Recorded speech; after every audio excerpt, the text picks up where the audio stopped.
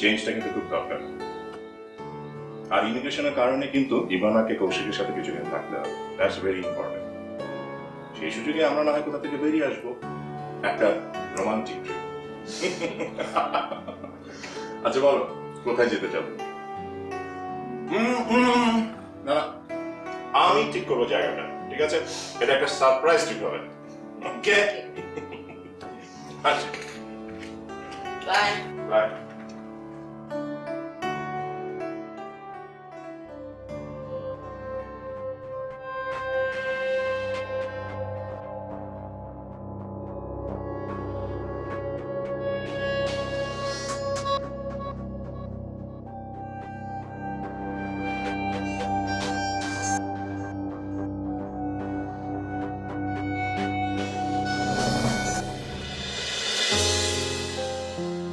মাঝে একটা ঝামেলার কারণে কত কিছু যে হয়ে গেল।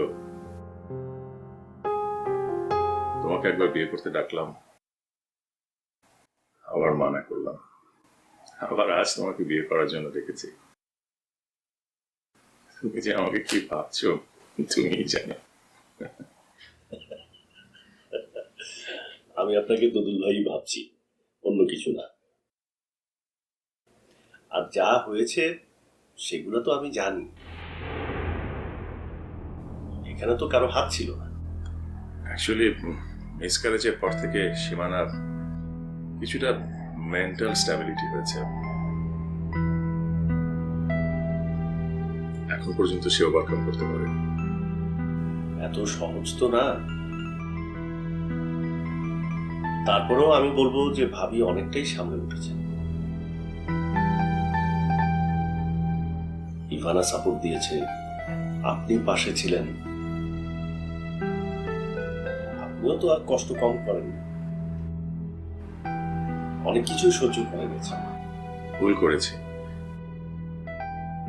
আমার এই ছোটখাটো ভুলের জন্য আমার অনেক বড় আকারের মাসুল গুনতে হয়েছে।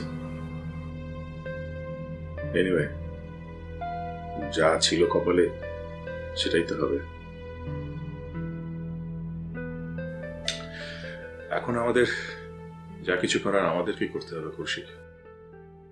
আচ্ছা দদুল ভাই, আপনারা কয়েকদিন বাইরে থেকে ঘুরে আসতে পারেন তো।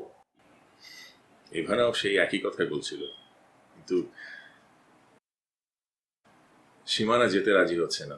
ওর কথা হচ্ছে ইভানা কি করে একা থাকবে, ও তো এখানে নতুন।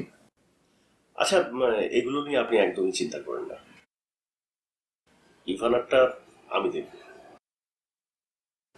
আর ওই পুলিশ ভেরিফিকেশনের জন্য ওকে তো কিছুদিন আমার ওখানে থাকতেই হবে। তা অবশ্য ঠিক বলেছ। কুইন্স কোর্টে আমার পরিচিত একজন আছে, দেখি তার সাথে যোগাযোগ করে একটা ডেট নিয়ে ফেলি, তাহলে বিয়ের অ্যারেঞ্জমেন্টটা তাড়াতাড়ি সেরে ফেলতে পারি। দদু ভাই, আপনার যেটা ভালো মনে হয় আপনি করেন। ভাবির সাথেও পারলে একটু পরামর্শ করে নিন। আপনারা পরামর্শ করে একটা ডেট ফিক্স করেন, আমাকে শুধু জানালেন। আমার কোনো সমস্যা নেই, যেটা ভালো মনে হয় সেটাই করেন। আমি তাহলে উঠি। Thank you Koushik, thank you so much. Take care.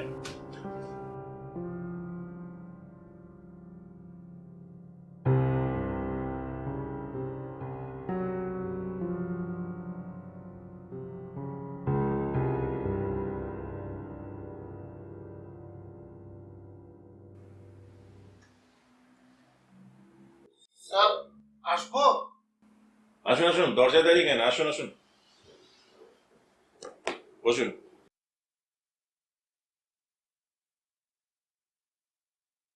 কার বিয়ে স্যার? বিয়ে? কিসের বিয়ে? ওই স্যার, যে লোকটা এখন বেরিয়ে গেল তার সাথে আপনি আলোচনা করলেন বিয়ের কথা। মানে আপনি কি আবার বিয়ে করছেন?